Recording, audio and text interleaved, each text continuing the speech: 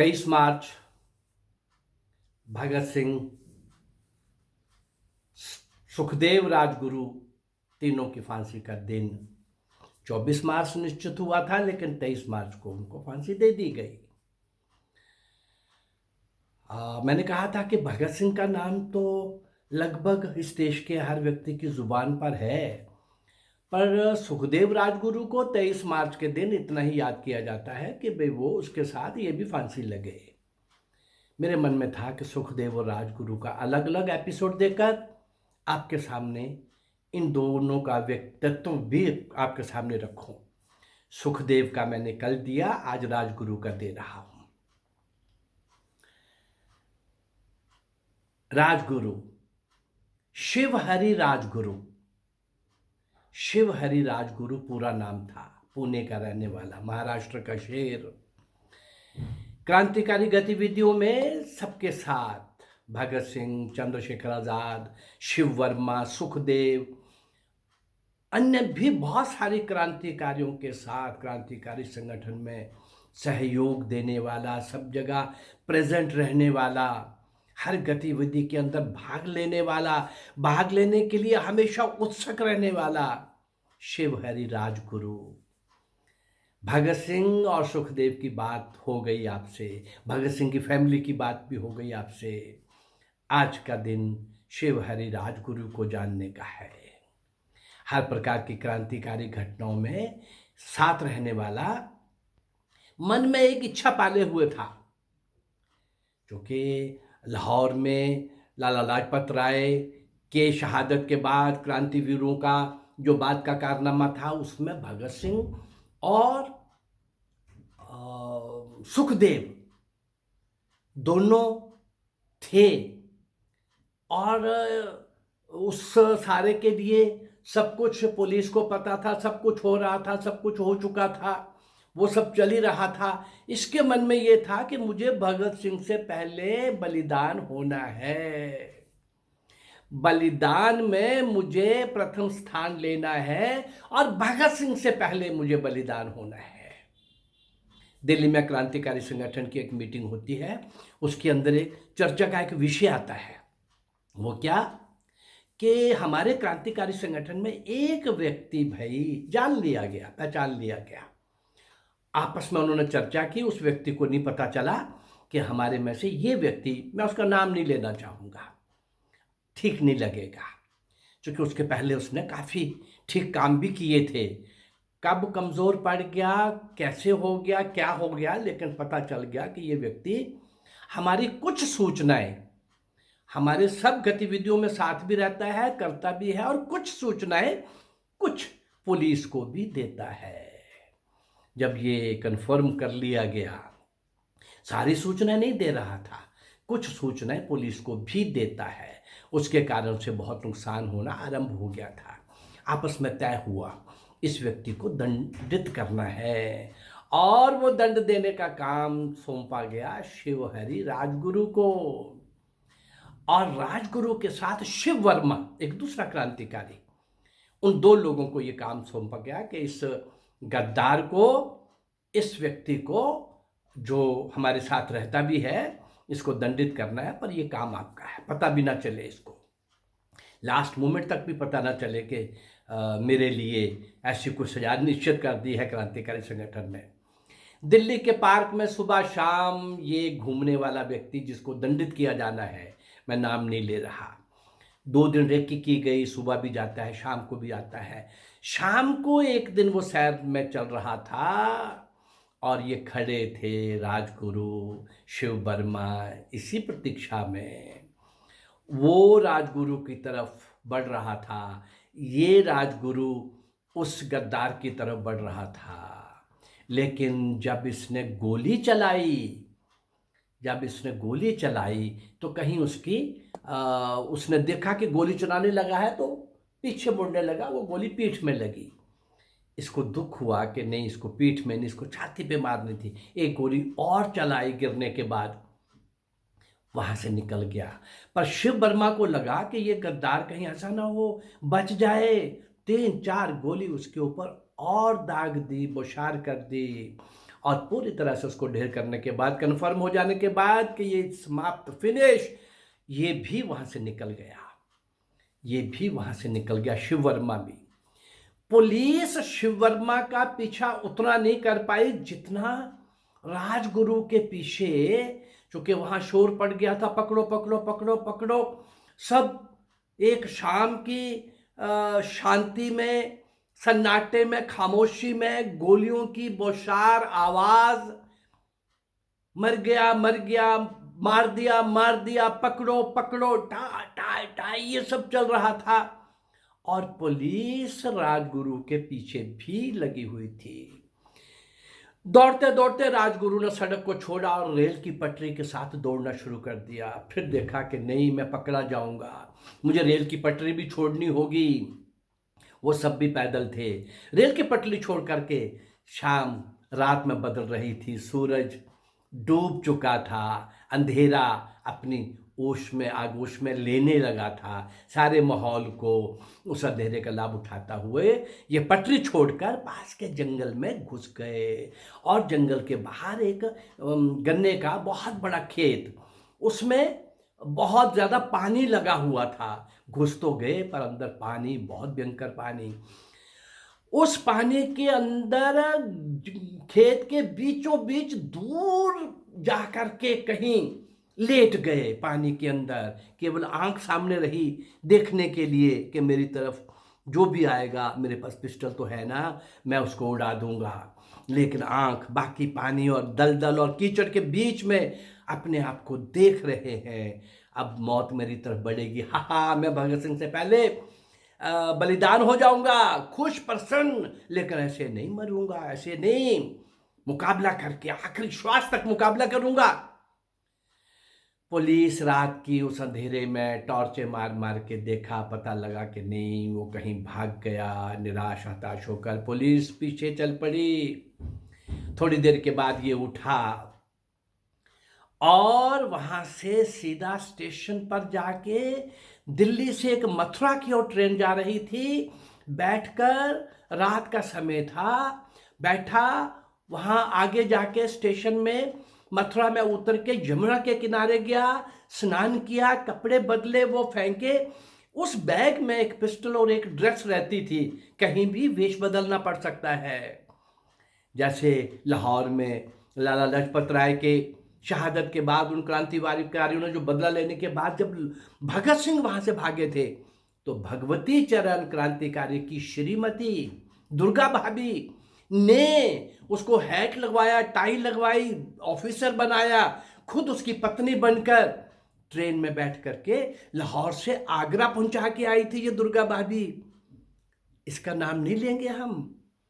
पति क्रांतिकारी, कभी भी गोली कहीं से भी चल सकती है, जेल हो सकती है, फांसी हो सकती है। और ये श्रीमती भगत सिंह को लेके आगरा तक पहुंचाने का बहुत बड़ा कारनामा कर रही है। वो सारा जैसे तब हुआ था, ऐसे ही इसने भेष बदला और वहां से निकला और सीधा पुणे पहुंच गया। लेकिन इस कांड के बाद, इस बड़ी घटना के बाद, अंग्रेजों को लगा कि ये लोग तो हमारे पीछे ही पड़ गए हैं, और उस गद्दार को तो ये सजा दे चुके थे। उस गद्दार को जो दायित्व सौंपा गया था दंड देने का राजगुरु और शिव वर्मा को, वो तो ये सब कर चुके थे। पार्क में वो सब हो चुका था। ये होने के बाद ये पुणे वापस पहुंच चुका था। लेकिन इस घटना के बाद पुलिस ने, ब्रिटिश सरकार ने पूरे भारत के अंदर युद्ध स्तर पर बड़े पैमाने पर क्रांतिकारियों को ढूंढ ढूंढ के पकड़ा जाने लगा, अरेस्ट किया जाने लगा, जेल में डाला जाने लगा। उसी सारे चक्कर में राजगुरु भी पुणे के अंदर पकड़ लिए गए। पकड़ जाने के बाद भगत सिंह और सुखदेव तो पहले ही जेल में थे, ये श्रीमान जी भी पहुंच गए। हाँ भगत सिंह, मैं भी आ गया, तुमसे पहले जाऊंगा, तुम्हारे से पहले बलिदान दूंगा। अब क्या किया जाए, अब तो सजा है, सबको इकट्ठी मिलनी है। क्या मिलनी है, कहाँ मिलनी है, क्या होना है। हाँ, उनकी फांसी लगता था सबको कि भगत सिंह और सुखदेव को तो फांसी मिलनी है, ऐसा लगने लगा था। थोड़े दिनों के बाद वो हो भी गया।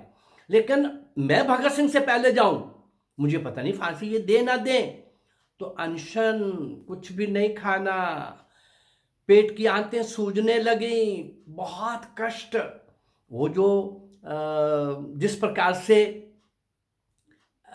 सुखदेव ने ट्रेन में पुलिस से ये सोच के मार खाई थी और कहलवाया था मार खाना, जब पूछा तुम्हारा नाम क्या तो उसने कहा मार खाना, तो आश्चर्य था, वो एक प्लान्ड सारे का सारा था। ऐसा ही ये व्यक्ति इन सारी बातों से गुजर चुका था और मन में संकल्प था कि मुझे भगत सिंह से पहले जाना है। कैसे जा सकता हूं? तो शरीर का मैं इस जेल के अंदर ही इसी प्रकार से बिना कुछ खाए जबरदस्ती उसको करने की कोशिश की गई और बीमार होने लग पड़ा। लेकिन इस बीच में 7 अक्टूबर 1930 को तीनों की फांसी का दिन निश्चित कर दिया गया। तीनों जेल में हैं, भगत सिंह, सुखदेव और अब ये शिवहरि राजगुरु भी। तो एक चेहरे पे रौनक, चलो पहले नहीं तो साथ में तो जा रहा हूं। फिर मन में ये पुलिस वालों को बोलूंगा, तीनों को अगर फांसी बारी बारी से लगानी है तो नंबर 1 मुझे लगाना।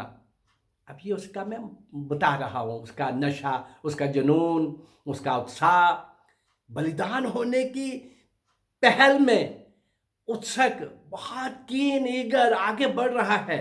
और भगत सिंह के साथ रोज मजाक करता हुआ, नहीं पहले मैं जाऊंगा, तुम्हें नहीं जाने दूंगा, तुम्हें और भी बहुत काम करना है, पहले मैं जाऊंगा। पर अब तीनों की फांसी का दिन आ गया, 24 अक्टूबर 1931 का निश्चित हो गया। एक दिन पहले क्या हुआ मैं दोनों तीनों एपिसोड में बता चुका हूं। वो बर्बरतापूर्ण, अन्यायपूर्ण, अत्याचारपूर्ण, दुनिया के अंदर कहीं भी नहीं हुआ, टोटल अनैतिक और गैर कानूनी ढंग से एक दिन पहले उन तीनों की फांसी। वो सतलुज में क्या हुआ, उनका बाद में शवों को कैसे निकाला गया और कैसे वो गाया गया, मेरा वीर भगत सिंह जी मैं सुनिया, जेल दे अंदर मार दिता, उसकी बहन गा रही थी। ओ नारे लांदा जांदा सी, ओ गीत वतन दे गांदा सी, ओनू पकड़ जालिमां ने मैं सुनिया, फांसी उत्ते चाड़ दिता, मेरा वीर भगत सिंह जी मैं सुनिया, जेल दे अंदर मार दिता। ओदी मां दी किस्मत फुट्टी सी, ओदी लाश पानी विच सुट्टी सी, सतलुज दरिया में, फिरोजपुर हुसैनी वाला के पास। सतलुज दियां लहरां ने मैं सुनिया, फुल्लां वांगुर तार दिता, सतलुज दियां लहरां ने मैं सुनिया, फुल्लां वांगुर तार दिता, मेरा वीर भगत सिंह जी मैं सुनिया, जेल दे अंदर मार दिता।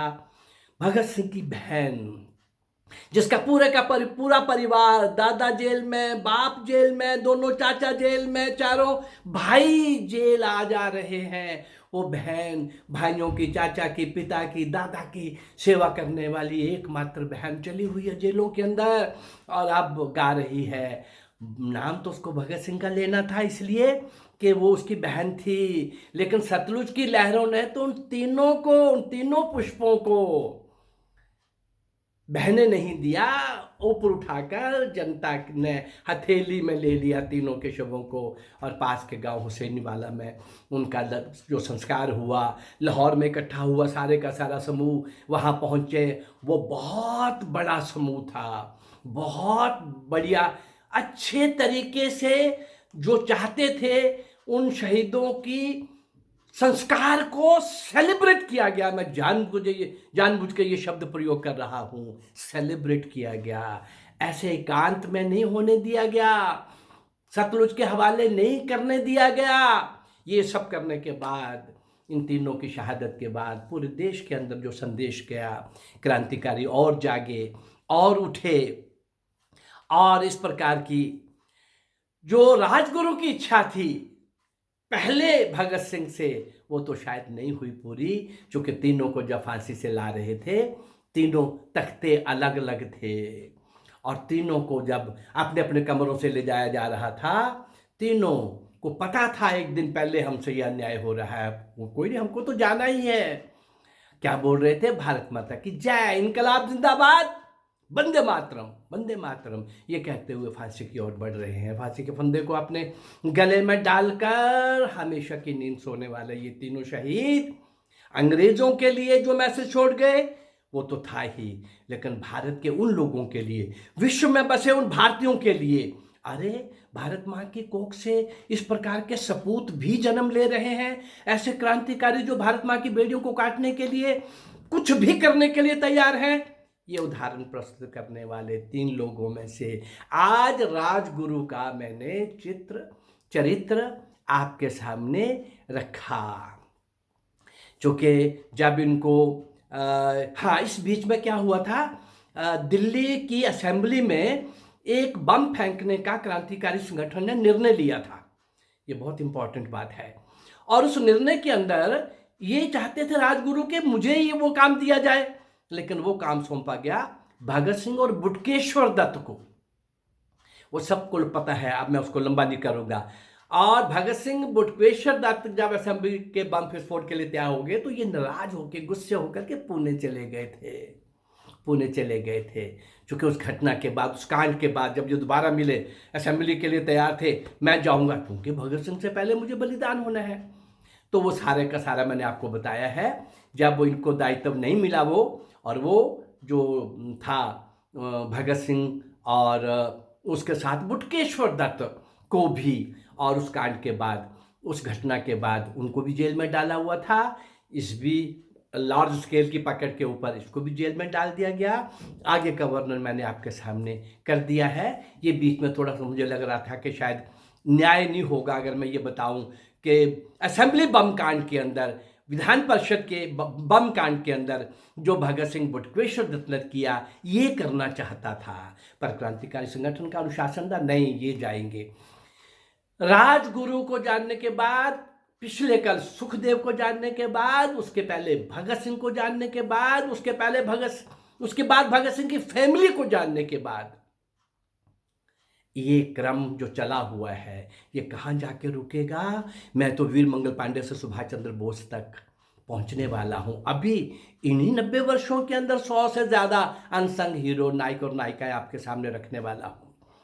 लेकिन राजा दाहिर से सुभाष चंद्र बोस तक तो 400-500 ऐसे लोग जिनको इतिहास में स्थान नहीं मिला, कोई जानता नहीं। और हमें बताया कि आज़ादी इन 2 लोगों ने दी, जिन 2 लोगों ने अंग्रेज की एक लाठी तक नहीं खाई, जिनकी जेलें भी वीआईपीज थी।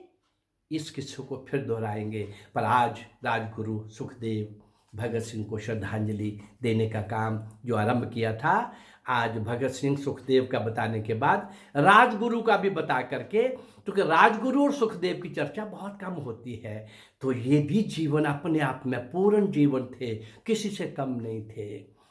आज ये सारा जो श्रद्धांजलि का कार्यक्रम मेरे संबोधन के माध्यम से हो रहा है, ऐसा ही ये निरंतर चलेगा। अगर ये मेरा प्रयास आपको अच्छा लग रहा है तो इस चैनल को लाइक करिए, सब्सक्राइब करिए और शेयर करिए। धन्यवाद।